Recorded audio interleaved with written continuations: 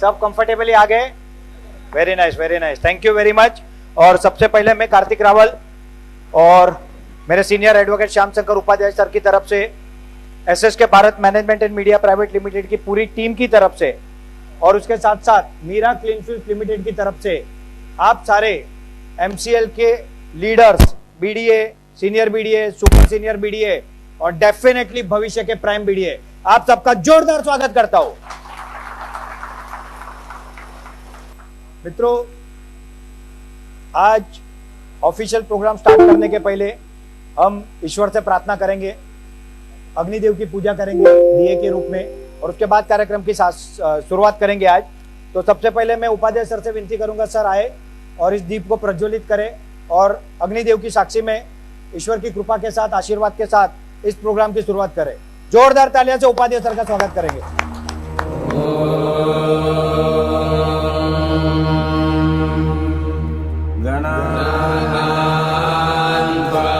गणपतिगं भवामहे कविं कवीनामुपमश्रवस्तमम् ज्येष्ठराजं ब्रह्मणां ब्रह्मणस्पत आनशृण्वन्नोतिभिः सीदसादनम्। एमसीएल परिवार actually business तो कर रहा है, मगर बिजनेस से बहुत ज्यादा देश सेवा का काम कर रहा है और इसीलिए आज के इस कार्यक्रम की शुरुआत हम हमारे राष्ट्रगीत के साथ करेंगे। तो मैं आप सबसे विनती करता हूं कि आप सब अपनी अपनी जगह पे खड़े हो जाए और हम राष्ट्रगीत से शुरुआत करेंगे।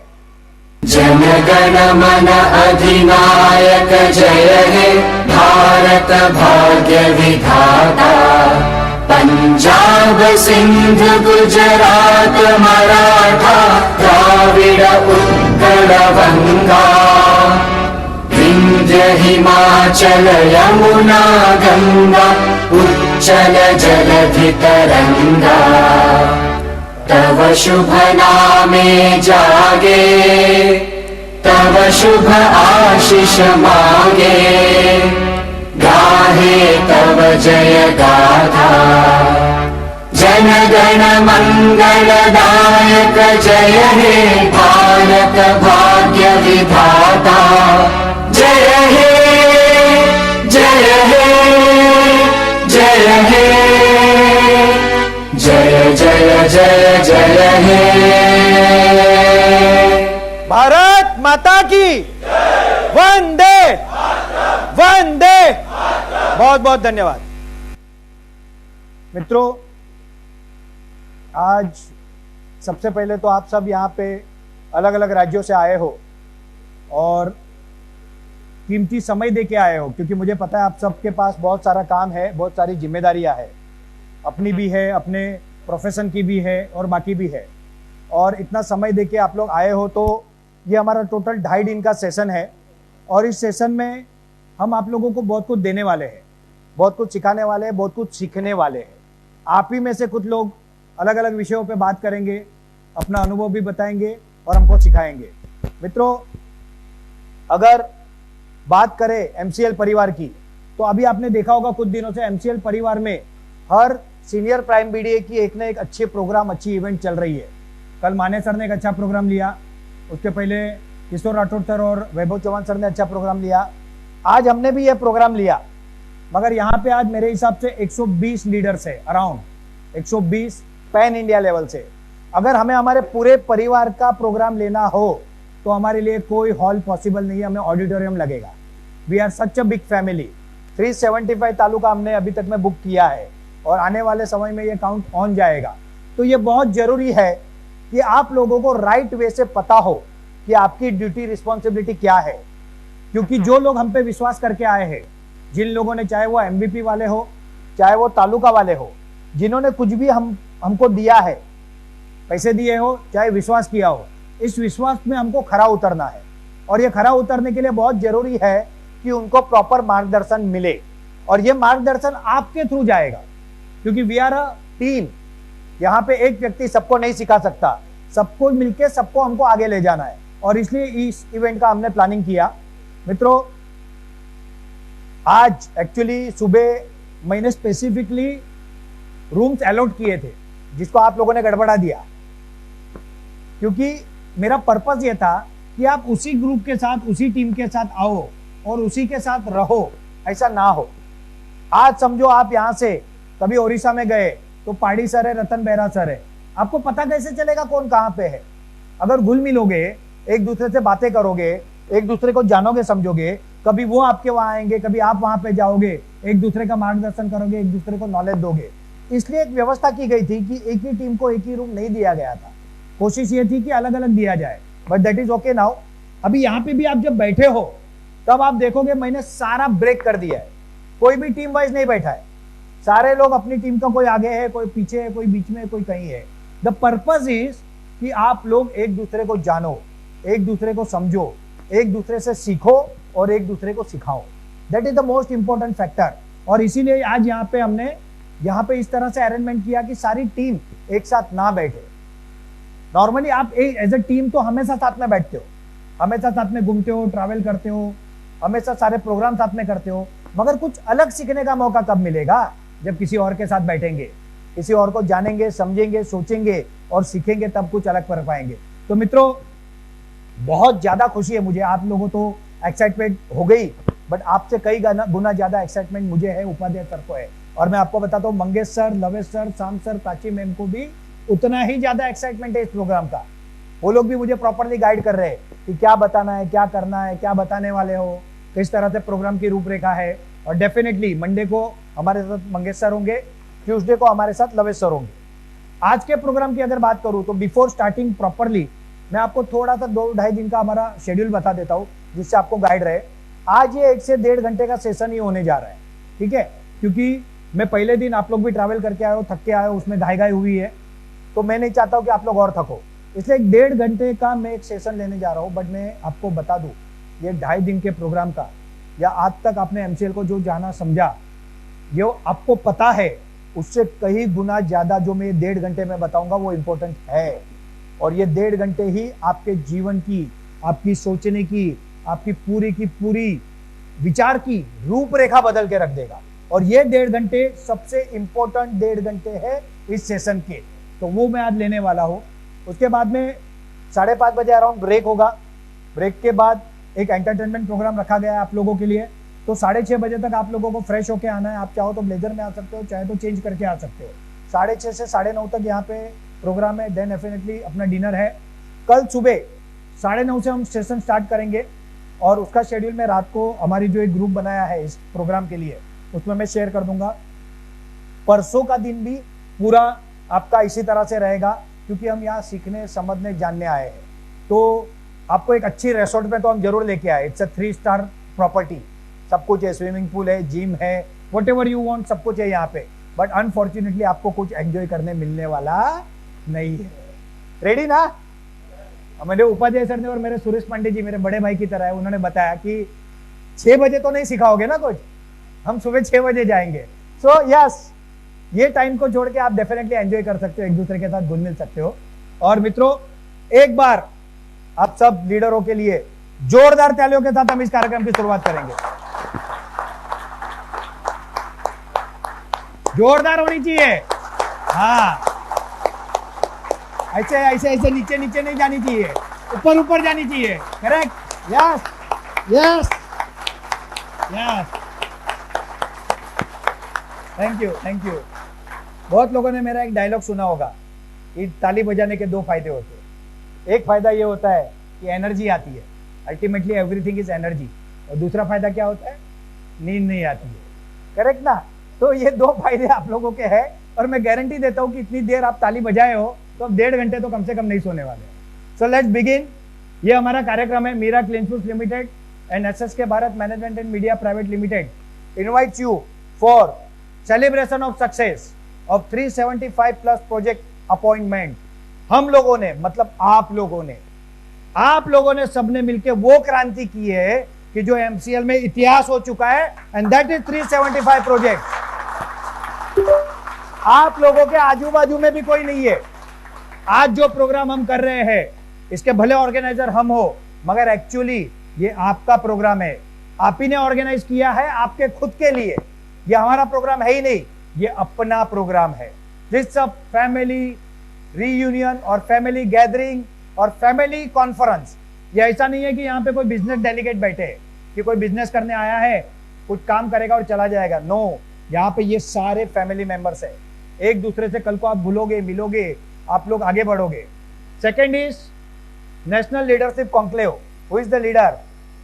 ये सब लीडर है, करेक्ट ना? आज एमसीएल को गांव गांव तक, घर घर तक कौन ले जाता है? आप ले जाते हो। You are the leaders. और आप लीडरों के लिए फिर से एक जार जोरदार तालियां।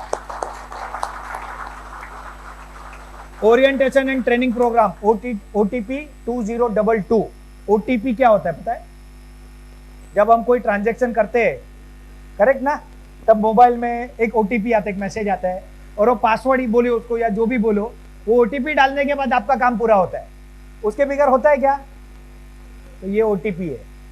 ये पासवर्ड जब सीखोगे और डालोगे ना, तब आपका काम होगा, नहीं तो होने वाला। ओरिएंटेशन एंड ट्रेनिंग प्रोग्राम पहली बार मैंने अहमदाबाद में लिया था और भरत भाई पाचानी जी ने उसकी बहुत जोरदार तैयारी की थी। डेफिनेटली कृति उनकी बेटी, देव उनका बेटा, उनकी सारी टीम उसमें इन्वॉल्व थी।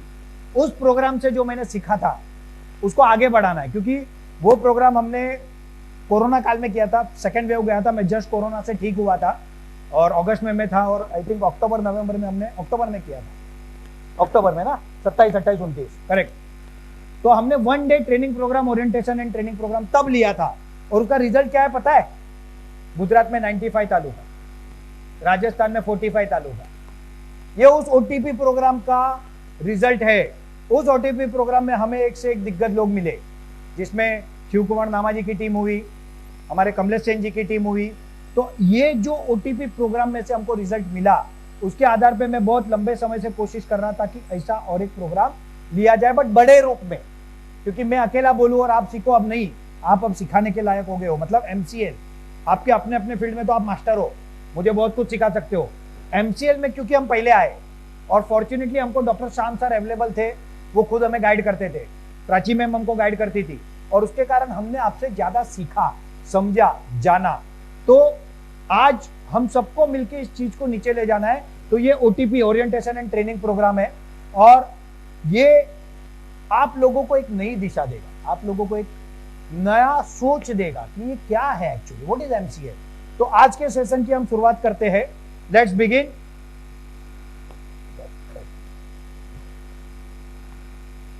मित्रों, अगर आप कोई मैनेजमेंट की कॉलेज में जाओ या कोई काम करने जाओ या मार्केटिंग के किसी फील्ड में जाओ, तो आपको हमेशा एक ही बात कही जाएगी कि क्लियर योर वाई। क्यों? क्यों ये वो शब्द है, जब तक ये क्लियर नहीं होता तब तक आदमी कोई काम ठीक से नहीं कर सकता। क्यों? एंड दूसरा शब्द है हाउ, कैसे। ये दो शब्दों पे ही आपके किसी भी काम का सक्सेस डिपेंड करता है। यहाँ पे मेरे एक गाइड, मेरे गुरु की तरह है सीताराम पाटिल सर, वो हमेशा जब प्रेजेंटेशन लेते तो कहते क्लियर योर वाई फर्स्ट। अगर वाई क्लियर नहीं हुआ ना तो आप कुछ नहीं कर पाओगे। वाई क्लियर होना बहुत जरूरी है, और वाई के बाद क्या क्लियर होना जरूरी है? हाउ। तो आज 1.5 घंटे के सेशन में मैं सिर्फ यही बताने वाला हूं। So let's begin. Are you excited? Yes और नो? आवाज नहीं आया भाई, खाना खिलाया? यस और no? Correct. So let's begin. Meera clean fuels limited, welcome to renewable oil and gas sector to save our mother earth by replacing killer fossil fuel by clean biofuels। आप सब उस लेवल के लोगों को कि आपको विस्तार से बताने की जरूरत नहीं है, मगर आज धरती माता के कितने प्रॉब्लम है, प्रदूषण के कारण क्या हो रहा है, पानी प्रदूषण, एयर पॉल्यूशन, वातावरण में जो उष्णता है, इन चीजों के कारण क्या हो रहा है, ये हम सबको बहुत अच्छे से पता है। और इसको बदलने का जो काम कर रही है वो हमारी company Meera clean fuels limited कर रही है। एक ये वीडियो देखेंगे, शायद ये आपको आंखें खोल देगा।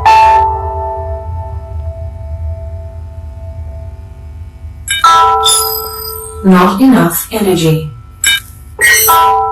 Upgrade complete.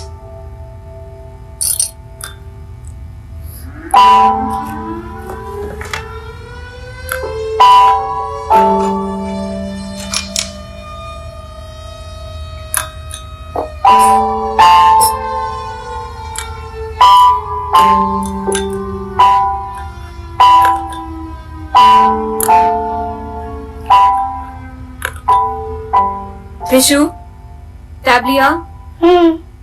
Lunch box, water bottle? हाँ मॉम, ओके, O2 किट लिया? खत्म हो गया। खत्म हो गया? अभी 1 वीक पहले तो लिया था। प्रतीक, तुमने लिया क्या? Yes mom. कैसे खत्म हुआ? मॉम, कल मैं वो फुटबॉल खेलने गया था तो वहाँ यूज हो गया। क्या तुम पागल हो क्या? यहाँ पर मैं इतने पैसे बचा रही हूँ, तुम्हारे डैड इतनी मेहनत कर रहे हैं ताकि तुम लोग बाहर निकल सको, तुम लोग स्कूल जा सको। तुमने पूछा क्यों नहीं मुझे? जस्ट लीव इट, कोई फायदा नहीं चिल्लाने का। एक नया ऑर्डर कर लो। Krishu is getting late for school.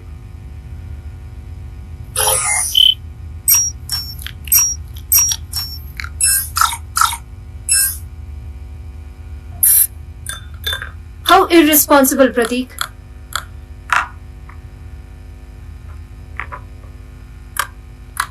इस साल 2016 नहीं, 2030 है। इंडिया फुटबॉल वर्ल्ड कप में खेल रहा है। मोबाइल इंटरनेट 4G से 10G हो गया है, पर बाहर इतनी पॉल्यूशन है कि हम लोग ऑक्सीजन किट के बिना बाहर नहीं निकल सकते। प्रतीक, देखो तो जरा। शायद मेरा ऑक्सीजन किट आ गया है।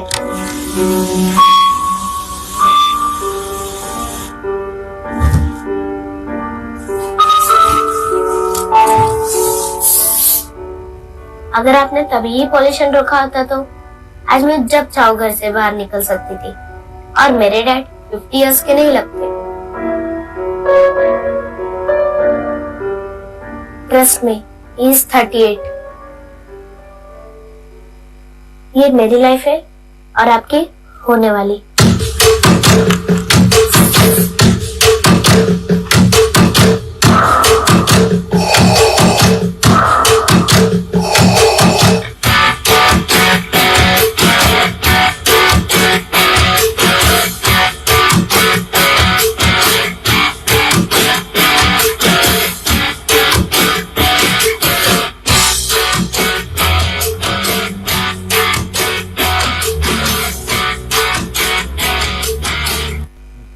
तो we have to work for the change, क्योंकि पॉल्यूशन इस तेजी से बढ़ रहा है। आप काम करो या ना करो, पॉल्यूशन उसका काम कर रहा है। बुरा हाल है। आपको ये वीडियो देख के शायद ऐसा लगा होगा कि ऐसा भी होगा क्या।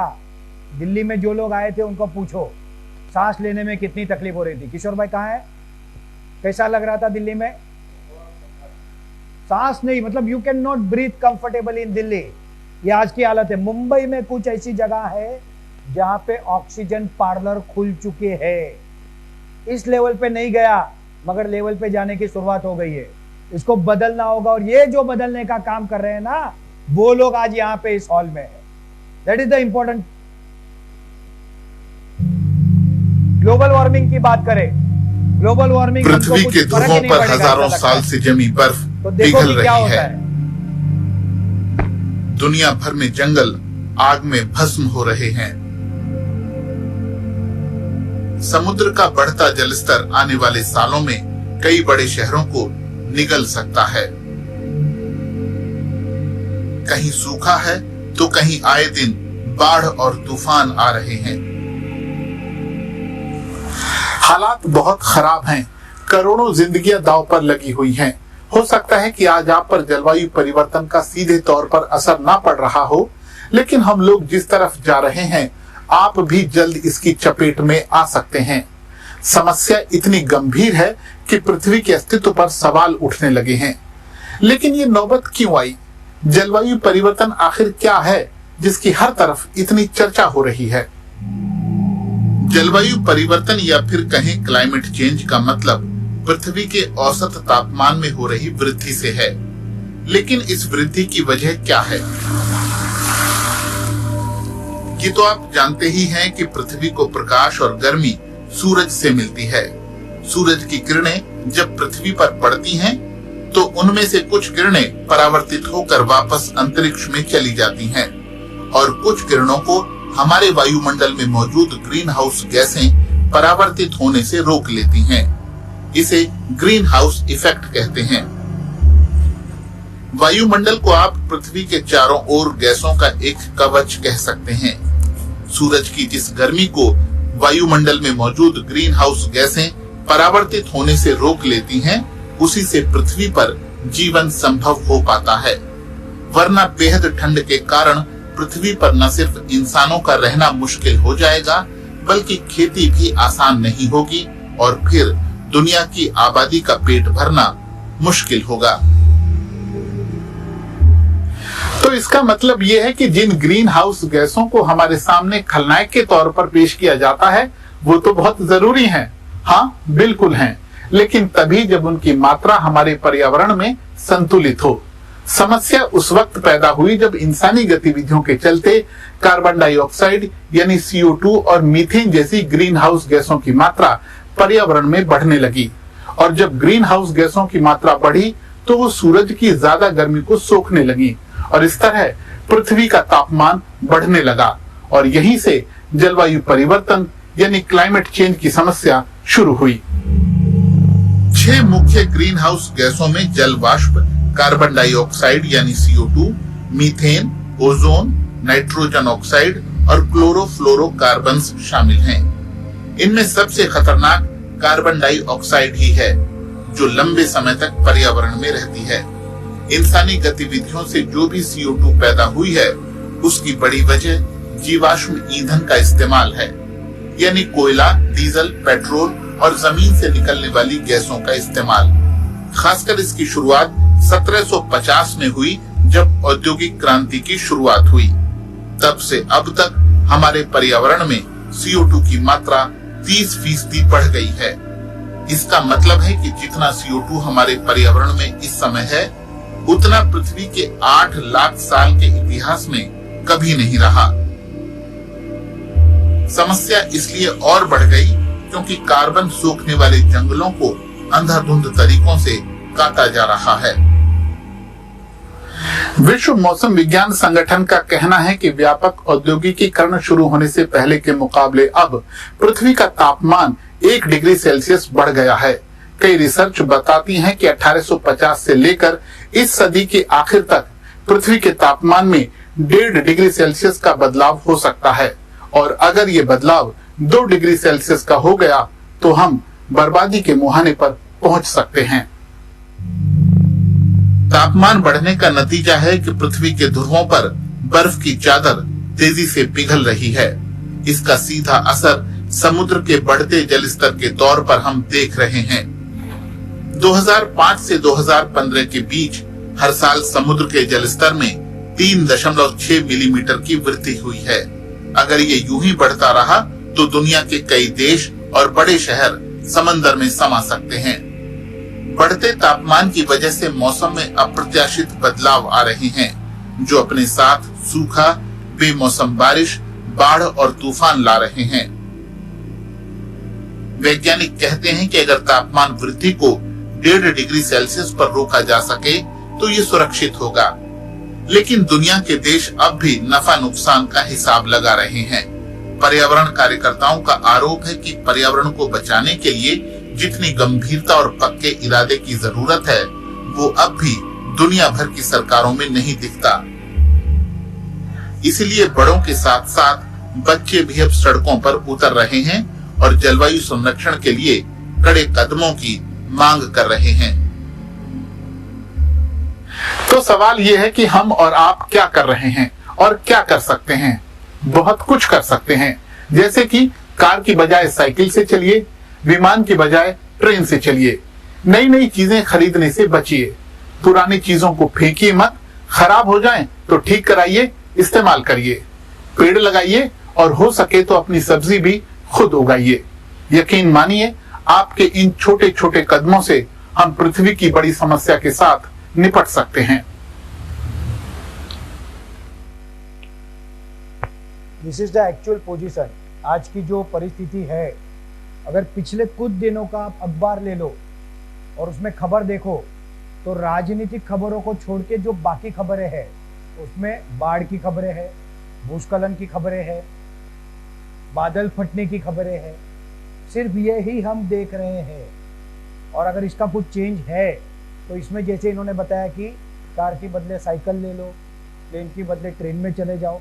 क्या ये सॉल्यूशन है? नहीं। तो what is the solution? Entire fuel has to be change.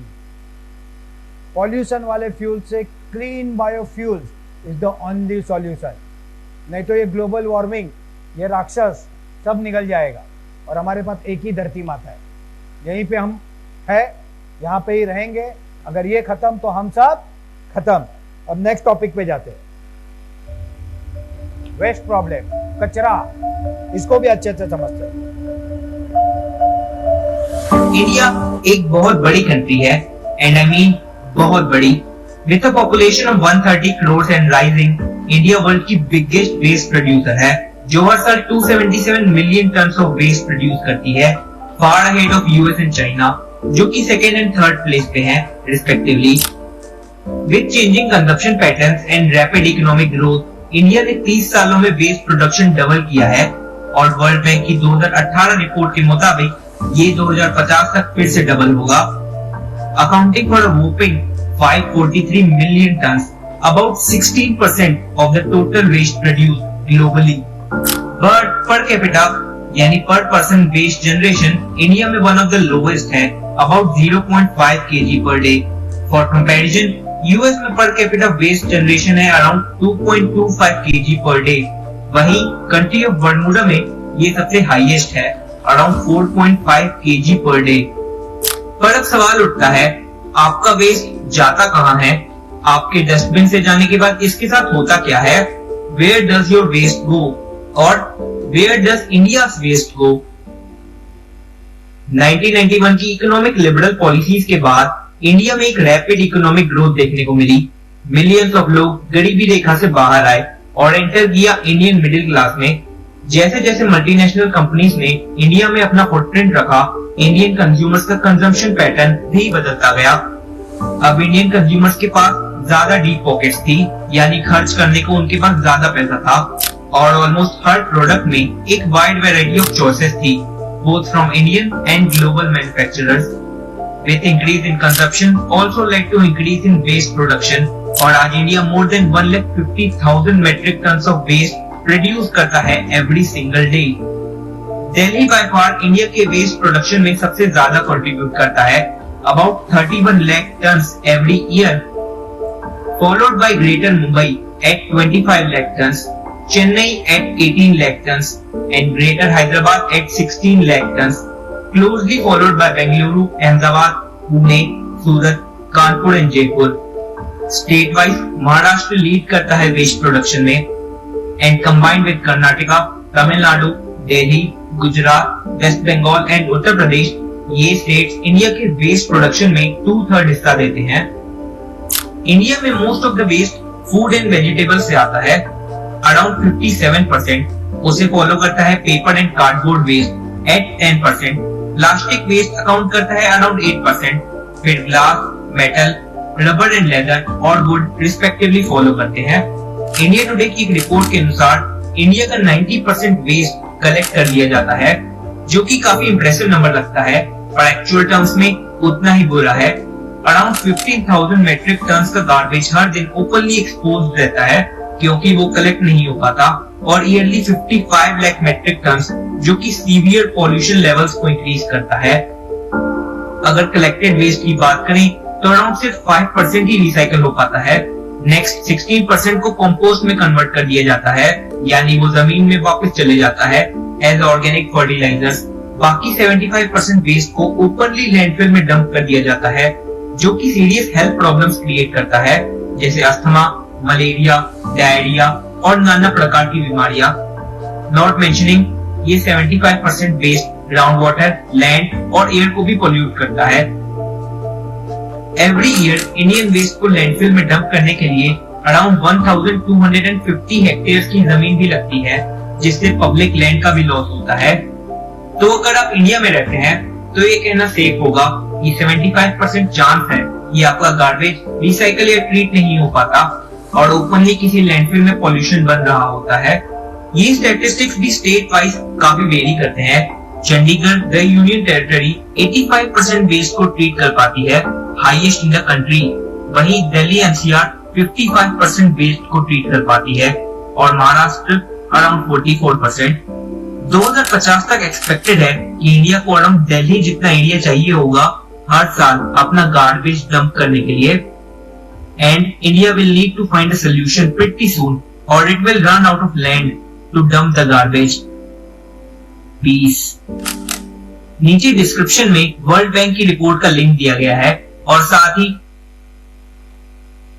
3000 एकड़ जमीन भारत को हर साल लगती है कचरा डंप करने के लिए।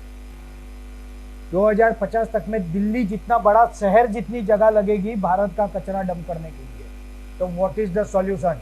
कचरा तो होगा ही, लोग खाना तो खाएंगे, बॉटल यूज करेंगे, थैली यूज करेंगे, बंद तो होने वाला है नहीं। तो what is the alternate, what is the solution? And the solution is again MCL। हमारे पास वो टेक्नोलॉजी है जिसमें वेस्ट, ऑर्गेनिक वेस्ट, जिसमें से हम बायोगैस और बायो फर्टिलाइजर बनाते हैं, और हमारे पास वो भी टेक्नोलॉजी है जिसमें से हम directly crude oil from inorganic बनाते हैं। इनऑर्गेनिक की टेक्नोलॉजी आज हमने शोकेस नहीं की है। आने वाले समय में आपको पता चलेगा हर डिस्ट्रिक्ट पे डिस्ट्रिक्ट लेवल बायो रिफाइनरीज आएगी। जिस रिफाइनरी में plastic, rubber, paper, leather, thermocol, लकड़ा, कपड़ा, एवरीथिंग अदर देन मेटल, धातु, मट्टी और ग्लास, कांच, तीन छोड़ जिसको जला नहीं सकते, जिसमें कार्बन नहीं है, ये तीन चीज छोड़ के आप कुछ भी दो, उसमें से हम क्या बनाएंगे? फ्यूल बनाएंगे। तो जो आज वेस्ट है वो वेस्ट में से बेस्ट बनेगा। जहां करोड़ों रुपए जा रहे हैं वहां से इनकम होगी, एंटायर थिंग विल चेंज। और इसीलिए इस तरह के प्रोजेक्टों को गवर्नमेंट का फुल सपोर्ट है। बट अभी भी हम बहुत देर कर चुके हैं। हजारों लाखों एकड़ जमीन हमारी कचरे से भरी पड़ी है, समुंदर के समुंदर कचरे से भरे पड़े हैं। रिसेंटली मैंने एक वीडियो देखा, गाय के पेट से कितना प्लास्टिक निकला है। वो जानवर, उसको क्या समझता है, हम माता बोलते हैं उसको, मगर है तो प्राणी, उसे क्या समझता है? वो खाने की तलाश में वो प्लास्टिक के साथ खा जाता है। खाना तो पच जाता है, प्लास्टिक का क्या? कई प्रॉब्लम, कई बीमारी। लैंडफिल में जब आग लगती है वहां पे रबर जलता है, प्लास्टिक जलता है। That is the major reason for cancer. जागना होगा हमको। हम यहाँ बिजनेस ठीक है, बिजनेस से कुछ बड़ा करने आए। Now let's move to the third thing.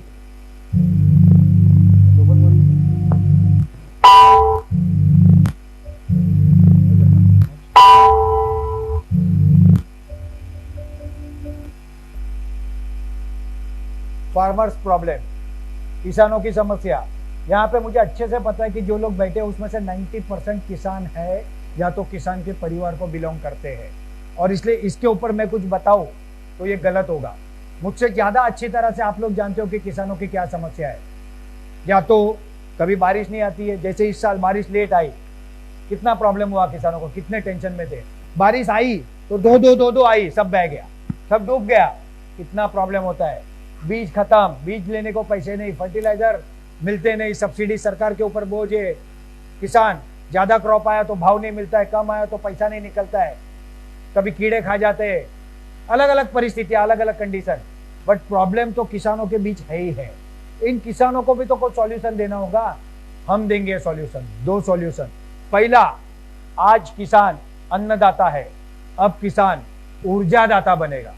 किसान वो चीज हमको देगा जिसके कारण ऊर्जा बनेगी, ईंधन बनेगा, और भविष्य में जो ऑर्गेनिक फार्मिंग होगा उसके कारण भी किसानों का बहुत लाभ होगा। मगर ये सबसे अधिक MCL ने अपने बिजनेस मॉडल को इस तरह से डिजाइन किया है कि MCL अपने खुद के हिस्से के प्रॉफिट का, हर फैक्ट्री का 20% एज अ CSR फंड किसानों के लिए, तालुका के विकास के लिए देने वाला है। तो अगर किसी किसान को समझो बीज बोए और बीज पानी नहीं आया, बीज खराब हो गए, वापिस बीज लेने हैं, कौन देगा? हम देंगे, आप देंगे, MCL देगा। फर्टिलाइजर चाहिए, कौन देगा? हम देंगे। माल खरीद के स्टोरेज करना है, राइट भाव देना है, कौन देगा? हम देंगे। उसको मार्केट करना है, प्रोसेस करना है, बेचना है, मार्केट बनाना है। मार्केट बनाना नहीं है, मार्केट आप बना चुके हो। मार्केट इज ऑलरेडी देयर, पता है कि नहीं? एक एक गांव में आपके लोग हैं आज। 5000 के ऊपर तो मुझे लगता है पेड हो चुके होंगे, और 15,000 इन क्यू। ये 15 से 25,000 जो होगी ना, ये किसानों की दुकान होगी, इनका माल वहां बिकेगा। और ये प्रॉब्लम किसानों का हमको सॉल्व करना है। इसके साथ साथ वेस्ट के बाद एम्प्लॉयमेंट प्रॉब्लम। भारत कितने करोड़ का देश है बताओ जरा कोई? कुछ 130 बोल रहे, कुछ 140 बोल रहे, पक्का वाला बताओ। 140। आज भी हर सेकंड हमारा पॉपुलेशन रैपिडली बढ़ रहा है और हर साल, एक साल में डिग्री, मतलब नॉर्मल डिग्री, बीकॉम की बात करो, बीकॉम, बीए, बीएससी, उसके बाद एमकॉम, एमए, एमएससी, उसके बाद आगे जाओ पीएचडी, अलग अलग प्रकार के इंजीनियरिंग, अलग प्रकार के डिप्लोमा, ये सब करके अराउंड 1 करोड़ बच्चे बाहर आते। 1 करोड़। क्या हमारे पास इतना रोजगार है कि हम इनको दे सके? Not possible. हमारी दोनों इंडस्ट्री, चाहे वो सर्विस इंडस्ट्री हो चाहे प्रोडक्शन इंडस्ट्री हो, ये अपने एक उच्चतम शिखर पे है। यहां से 10-20% ग्रो हो सकती है, इससे ज्यादा बढ़ने वाली नहीं है। तो what we need a entire new industry, entire new sector, तब जाके प्रॉब्लम सॉल्व होगा। और वो सेक्टर होगा रिन्यूएबल क्लीन फ्यूल या बायोफ्यूल। ये सेक्टर भारत में है ही नहीं। आप बोलोगे पेट्रोल डीजल तो बिकता है, कैसे नहीं है? Yes, that is fossil. हम इंपोर्ट करते हैं, उसे बेचते हैं, मगर जब हमारे किसानों के रॉ मटेरियल से बनेगा तब अराउंड 7 करोड़ किसानों को इसका फायदा होगा।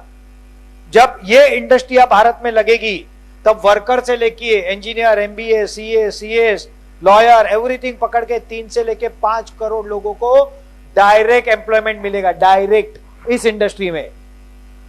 अगर एक व्यक्ति पे 4 जन का परिवार निर्भर करता है तो 7 करोड़ किसान और 5 करोड़ युवा, 12 करोड़, 12 इंटू 4, 48 करोड़, मतलब आधे हिंदुस्तान को इसका डायरेक्ट फायदा होगा। इतना बड़ा एम्प्लॉयमेंट और किसी सेक्टर में डेवलप नहीं हो सकता। तो आज के हमारे जो युवाओं की समस्या, कल की परसों मैंने एक पढ़ा, कोई फेमस मराठी एक्ट्रेस है, उसके भाई ने सुसाइड किया। क्यों किया? जॉब नहीं मिला। आपने किसी ने पढ़ा कि नहीं मालूम? तो ये फ्रस्ट्रेशन है युवाओं में। सरकार क्या जादू करेगी? सरकार हर काम कर रही है, चाहे कोई भी सरकार हो, मगर हम क्या कर रहे हैं? हमें करना होगा। और ये प्रॉब्लम का सॉल्यूशन भी हमारी इंडस्ट्री में है। इसके बाद इकोनॉमिक प्रॉब्लम। भारत एक इकोनॉमिकली डेवलपिंग कंट्री है, डेवलप्ड नहीं है, अंडर डेवलप भी नहीं है, डेवलप भी नहीं है। अभी हम जिस प्रक्रिया में जा रहे हैं वो डेवलपमेंट की है, और डेवलपमेंट के स्टेज में उस देश को बहुत ज्यादा पैसा लगता है। सरकार का खुद का कोई पैसा नहीं होता, भले पैसे सरकार ही छापती है। पैसा जब हमसे टैक्स लिया जाता है, वो टैक्स के रूप में जो सरकार के पास पैसा जाता है वो ही पैसा होता है जिससे सरकार विकास के काम कर सके। मित्रों, आप सब जानते हो कि भारत अपनी आवश्यकता के ईंधन का 82% इंपोर्ट करता है। कितना? 80। और उसमें जो हर साल हम पैसे बाहर देते हैं विदेश में, वो कितने हैं? 8 लाख करोड़ भारतीय रुपये।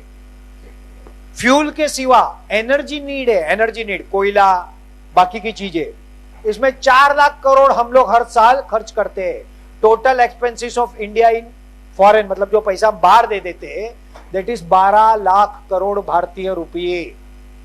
अगर इस पैसे को हम बचा ले और ये पैसा हमारे देश में, पहले तो रॉ मटेरियल कौन देगा? तो किसान देगा, तो किसान के हाथ में जाएंगे, फिर युवाओं के हाथ में जाएंगे और हमारी इकोनॉमी में घूमेंगे। मित्रों, सिंपल भाषा में जीडीपी मतलब क्या? तो 1 रुपया एक हाथ से दूसरे, तीसरे, चौथे, पांचवें, 10वें, ऐसे 10 से 12 बार एक साल में ट्रैवल करता है। इसे कहते हैं जीडीपी। मैं आपको जीडीपी का इकोनॉमिकल ज्ञान नहीं दे रहा हूं, सिंपल लॉजिक बता रहा हूं।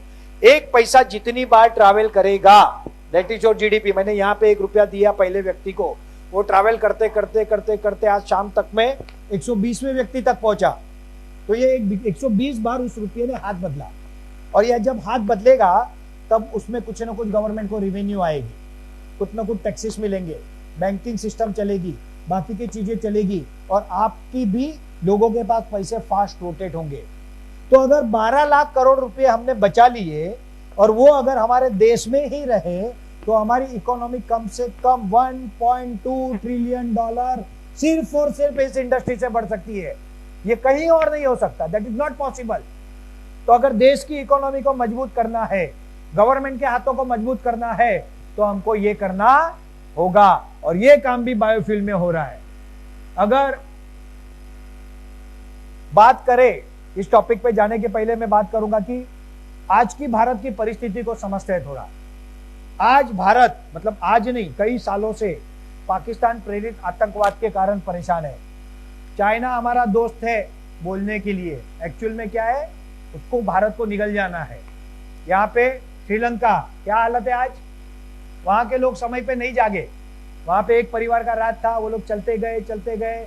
लोग कहते हैं ऑर्गेनिक के कारण ये हुआ, नहीं, ऑर्गेनिक के कारण नहीं हुआ, फ्री की सौगातों के कारण हुआ है। ऐसे ही नहीं श्रीलंका की हालत हुई है। आज श्रीलंका पूर्ण रूप से तबाह है, भारत उसको मदद कर रहा है।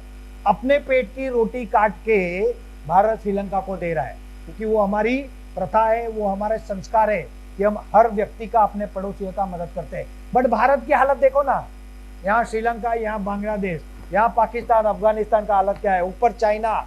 अगर हमको मजबूत रहना है, अगर हमको सुरक्षित रहना है, तो हमको हर चीज में आत्मनिर्भर होना होगा।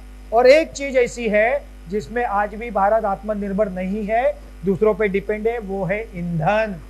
और अगर इसमें हम काम करेंगे तो जाके हमारा भारत स्ट्रांग रहेगा, मजबूत रहेगा और पूरी दुनिया में विश्वगुरु बनेगा। मित्रों, समस्या देश के सामने बहुत है, उसमें से कुछ मैंने आपको बताई। आपके सामने भी बहुत सारी समस्याएं होगी।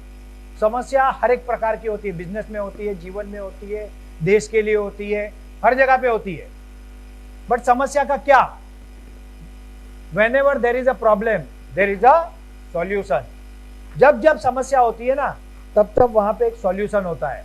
और सम एग्जांपल्स बताऊंगा। whenever there is a problem, जितना बड़ा प्रॉब्लम उतना बड़ा सॉल्यूशन, और जितना बड़ा सॉल्यूशन उतना बड़ा बिजनेस। आपको कुछ उदाहरण देता हूं। ओला एंड उबेर, कुछ सालों पहले, अब जब मुंबई जैसे शहरों में नीचे उतरते थे घर से, रिक्शा वाले को हाथ दिखाते थे, टैक्सी वाले को हाथ दिखाते थे और बोलते थे कि भाई हमको यहाँ ले चलो, उसको जाना होगा तो कहेगा यस, नहीं तो बोलेगा नो, बराबर ना। अब इस प्रॉब्लम को किसी ने आइडेंटिफाई किया और उसने एक ऐप बनाई। उस ऐप का नाम है ओला एंड उबेर। ओला और उबेर की खुद की कितनी गाड़ियां हैं? एक भी नहीं, करेक्ट, जस्ट अ ऐप। मगर वो गाड़ी आप ऐप से बुक करते हो, आपके दरवाजे में आती है, आपको कहां तक छोड़ना है वो रूट बताती है, पैसे भी पहले बताती है कि इतने पैसे होंगे। और आज ये ओला एंड उबेर ये $ट्रिलियन की कंपनी है, बिकॉज एक प्रॉब्लम को उन्होंने आइडेंटिफाई किया और उसका सॉल्यूशन दिया। पेटीएम, फोन पे, गूगल पे, पहले हमको पैसे देने होते तो हम कैश देते थे, कैश कैरी करते थे, और या तो बैंक से तो डायरेक्ट किसी को दे नहीं सकते थे। उसको किसी ने आइडेंटिफाई किया और एक ऐप बना दी। ऐप का ऐड बताओ, पेटीएम करो। दिमाग में आता है ना, घंटी बजती है ना, बजती है कि नहीं? हाँ, तेज करके एक ऐप आई थी, बहुत जबरदस्त चली। गूगल वाले को लगा यार ये तो मजबूत ऐप है, उठाओ इसको, और वो गूगल पे हो गया। तेज का गूगल पे हो गया। तो ये अपॉर्चुनिटी है। whenever there is a problem there is a opportunity। Third example, Zomato and Swiggy. मुझे बताओ ये लोग क्या करते हैं? फूड डिलीवरी, करेक्ट ना? इनकी होटल है क्या? नहीं ना। आप इनकी ऐप पे ऑर्डर देते हो, वो उस होटल से माल उठाते हैं, आपके घर पे लाके देते हैं, और उसके कारण ये कंपनियां अरबों खरबों की बन गई। लोग बोलते हैं एमसीएल के शेयर्स का क्या होगा? जोमेटो के शेयर आए थे, आईपीओ आया था कुछ महीने पहले, पता है? जब आईपीओ आया तब जोमेटो कितने प्रॉफिट में था, किसको पता है? कितने लॉस में? 3,500 करोड़ रुपए लॉस वाला आईपीओ लाता है। लोग भरते हैं, हाँ, 3,500 करोड़ का, 9,000 करोड़ का आईपीओ लाता है, और उससे 10 गुना मतलब 90,000 करोड़ का बिडिंग होता है। क्यों? प्रॉब्लम एंड सॉल्यूशन और उसका नेटवर्क। जोमेटो का जो नेटवर्क है ना, वो नेटवर्क है। यहाँ पे हमारे पास चेतन काबरा सर और उनके कलीग्स बुटाड़ा सर और बाकी लोग सीएस हमारे पास है। उनको पता है कि आज के जमाने में वैल्यूएशन जो होता है ना, वो आपकी कंपनी और एसेट देख के नहीं होता, आपका अभी का नेटवर्क और भविष्य का प्लानिंग देख के होता है। और इसलिए जोमेटो का नेटवर्क बहुत बड़ा था, 3,500 करोड़ लॉस में थी, फिर भी 9,000 करोड़ के आईपीओ में आई। तो ये सोचो आपने जो बनाया है 35 लाख किसानों का नेटवर्क, 15,000 गांवों का नेटवर्क, 750 तालुका का, करेक्ट ना? ये क्या है? आज अगर एमसीएल का वैल्यूएशन करे ना, it will be around 50,000 crore रुपए। ये आपको पता ही नहीं है। ये है then business can fulfil all your needs as a human. इंसान है हम, देश सेवा करना है, धरती माता की सेवा करनी है, प्रदूषण को रोकना है, सोशल वर्क करना है, सही बात है। बट मेरा पेट तो पहले भरे। हाँ, मैं हमेशा डायलॉग मारता है, पता है ना किसको? खाली पेट होवे ना, बराबर, हमारी मनीषा मैम को याद है, खाली पेट होवे ना भजन। तो साधु संत कर लेते हो, अलग बात है, बट हमको तो अगर पेट में चूहे दौड़ रहे होंगे ना, तो हमको भजन भी करने का दिल नहीं होगा। तो इंसानों की अलग अलग प्रकार की नीड है। सबसे नीचे जो ये ट्रायंगल है, पिरामिड है इंसानों की आवश्यकताओं का। सबसे नीचे की जो नीड है वो बेसिक नीड है। बेसिक नीड मतलब खाना पीना और कपड़ा नहीं, वो जमाना गया। अब बेसिक नीड में आते हैं आपकी गाड़ी, मेडिकल इश्यूज, इंश्योरेंस, एक अच्छा घर, एक अच्छा फार्म हाउस, उसके ऊपर एस्टीम नीड, लग्जरी नीड, उसके ऊपर इमोशनल नीड, और सबसे ऊपर है रिकॉग्निशन नीड। हर इंसान ऐसा चाहता है कि मुझे दुनिया रिकॉग्नाइज करे, मुझे मान दे, मुझे सम्मान दे, और मैं भी दुनिया के लिए कुछ ऐसा करूं। मगर क्या सब वो कर पाते हैं क्या? और आप लोग आज यहां से शुरू किए हो, जिसके लिए बड़े बड़े करोड़ोंपति मरते हैं ना, टाटा बिरला अदानी अंबानी जो करते हैं ना, वो आपने यहां से शुरू किया है। ये तो बाय डिफॉल्ट आएगा, मांगो कि ना मांगो आएगा। और ये है बिजनेस, इसे कहते हैं बिजनेस, जिसमें पैसा बाय डिफॉल्ट आएगा। करोगे सेवा, मिलेगा नहीं मिलेगा, गलत वर्ड नहीं बोलूंगा मैं, मगर हाँ एक राजा की तरह जरूर जियोगे, definitely. Then good secure income, यही जो मैंने आपको बताया, बैंक बैलेंस और MCL business, you get fulfil all your desire with helping our farmer, nation and धरती माता। ये एक ऐसा बिजनेस है जिसमें अगर शुरुआत से बताऊं, ग्लोबल वार्मिंग का सॉल्यूशन, वेस्ट का सॉल्यूशन, एम्प्लॉयमेंट का सॉल्यूशन, किसानों की समस्या का सॉल्यूशन, इकोनॉमी का सॉल्यूशन, सारी सॉल्यूशन किसी एक बिजनेस में है, तो वो है एमसीएल बिजनेस। और इसीलिए हम इसे क्रांति कहते हैं, revolution. MCL is yes, MCL एक क्रांति है भारत को सुजलाम सुफलाम बनाने की, भारत को आत्मनिर्भर बनाने की, और भारत को फिर से विश्वगुरु बनाने की। और इस क्रांति के आप सब योद्धा हो, और इसीलिए आप यहां पे हो, क्योंकि कोई भी क्रांति करने को you need a team of क्रांतिकारी, रिवोल्यूशनरी। ये शब्द मेरे मुंह से उतना अच्छा नहीं लगता, मैंने ऐसी कोई क्रांति की नहीं है, मगर यहाँ एक व्यक्ति ऐसे बैठे हैं, प्रफुल्ल भाई पंड्या सर, जिन्होंने ये सारा संघर्ष देखा है, उनको भी हम सुनेंगे इस बार इस प्रोग्राम में। तो यहाँ पे क्रांतिकारियों की जरूरत है, और ये क्रांतिकारी इस वक्त यहां बैठे हैं। यू आर द रिवॉल्यूशनरी, और खुद के लिए जोरदार तालियां।